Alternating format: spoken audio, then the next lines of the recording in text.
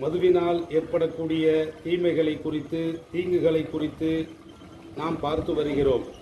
அந்த அடிப்படையில் பார்க்கின்ற பொழுது, மது அதிகமாக குடிப்பதினால், மது பழக்கத்திற்கு அடிமையாகிற காரணத்தினால் மனநோய் என்ற ஒரு மோசமான ஒரு விளைவு ஏற்படுகிறது.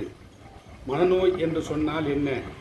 மனிதன் உளவியல் ரீதியாகவும், உணர்ச்சிகள் ரீதியாகவும், உடல் ரீதியாகவும் அவன் பாதிக்கப்படுவதுதான் மனநோய்.